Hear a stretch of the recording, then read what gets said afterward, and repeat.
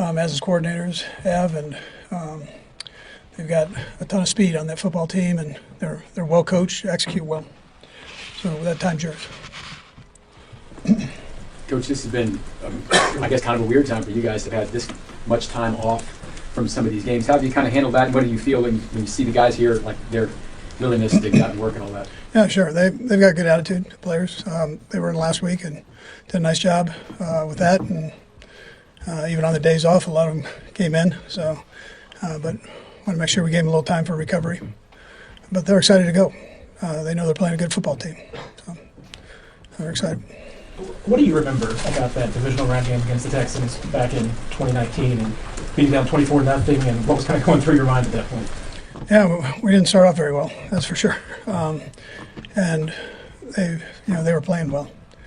I was proud of our guys for kind of regathering together, and coaches and players, and trusting each other enough to come back. And we were able to do that, but first half went very good. Coach, from the AFC, the ultimate destination is New Orleans, and of course that's where the Chiefs won their first Super Bowl, and Hank Stram had the navy blue blazer at that time. How much, when you broke out the navy blue blazer at the Super Bowl last year, how much do those traditional things mean to you? Yeah, listen, I've got to give credit to Brett Veach on that.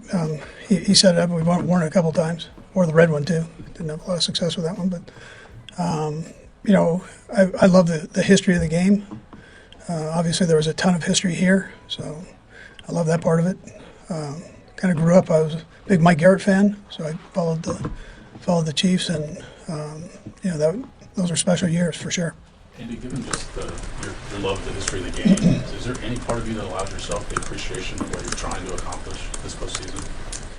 Yeah, you don't ever go there. You're kind of tunneled in here, just trying to find another play that possibly works, or another defensive play that works, or special teams guys are doing that part. And it's a weird dynamic that way. You don't ever look at that stuff. You're just ingrained in trying to make sure you get communicated and see enough tape, but communicate with the players and teach them and so on. Yeah. Were you purposeful with the players in that way too, to ensure that they had that mindset, whether it was back in OTAs or whenever it might have been? Yeah, I haven't heard them say much about it. So I'm sure if I would have heard something that I felt like they were looking ahead or whatever, I'd remind them. But there hasn't been any need to do that. They've been pretty focused in all year. I mean, they know how I roll. I mean, they're around me all the time, so I don't ever go there. Yeah.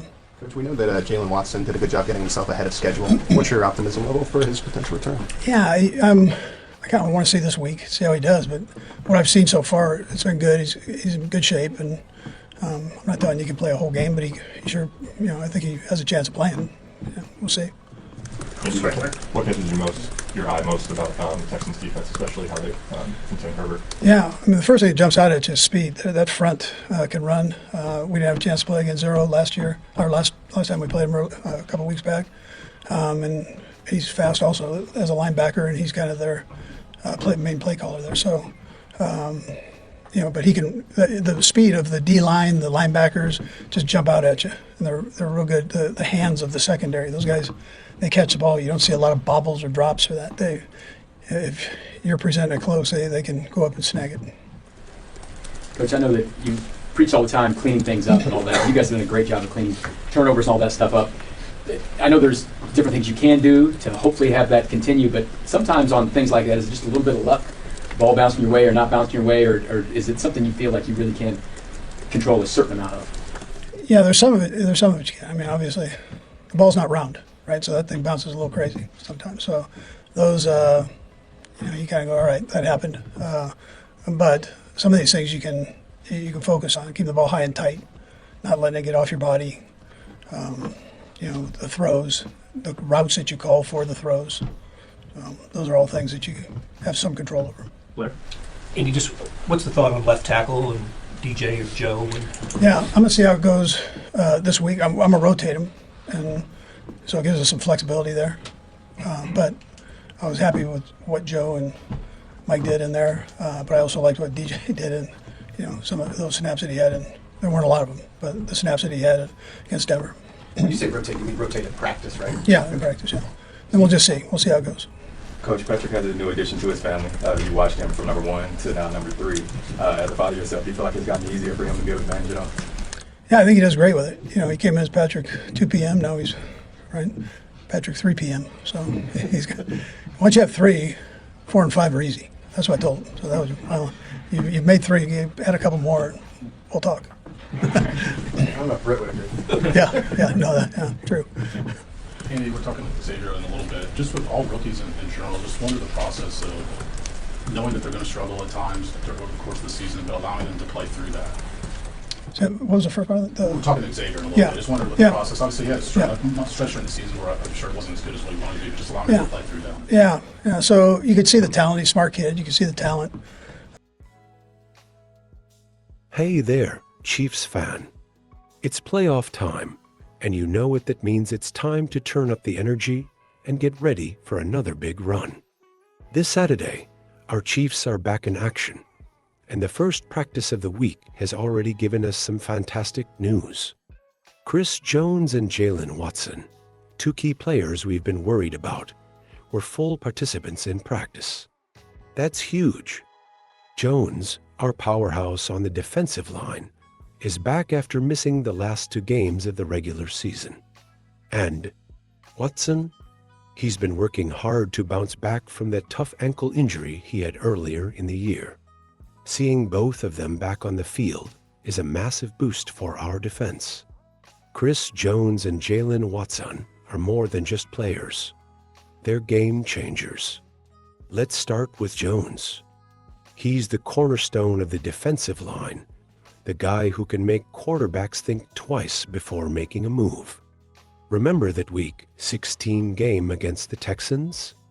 Even before his injury, Jones was already making his presence felt, and having him back for the playoffs could be the difference between a strong defense and an unstoppable one. Now, Watson's return is equally exciting.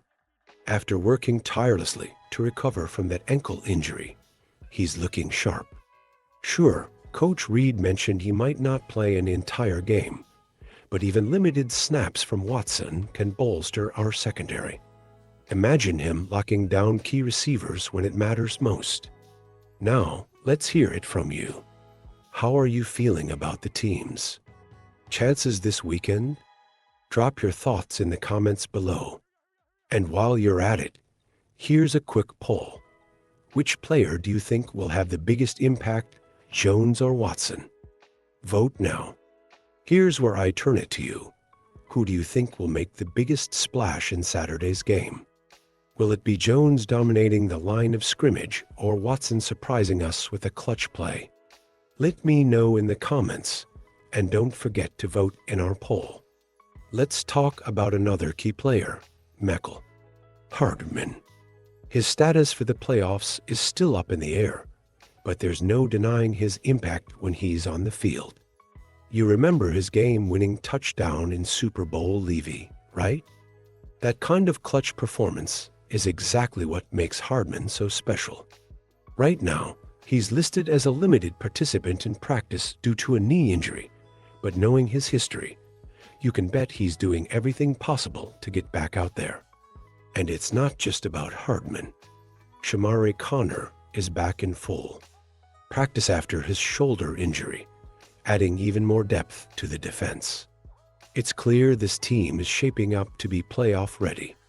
What's your take? Do you think Hardman will make it back in time for a decisive play? Drop your predictions below. Let's shift gears and talk about the opposition, the Houston Texans. While our Chiefs are getting healthier, the Texans are heading into this matchup with some serious injury concerns. Key starters like linebacker Azeez Al-Shaair, defensive tackle Danico Autry, and tight end Dalton Schultz were either limited or non-participants in their latest practice. That's big news because each of these players plays a critical role in their lineup. For example, Schultz is a go-to target for their quarterback, and without him at full strength, their passing game could struggle. Meanwhile, Al-Shaair's absence would weaken their ability to stop our offense, especially with Patrick Mahomes ready to work his magic. So here's a question for you. How do you think these injuries will affect the Texans' chances? Do you see this as an opportunity for the Chiefs to dominate? Or do you think Houston might have a few surprises up their sleeve? Share your thoughts below. Looking at this, it's clear the Chiefs have a great shot at advancing to their 7th consecutive AFC Championship game. But first, let's talk about what's at stake and how the Chiefs can capitalize on these opportunities. Stay with me.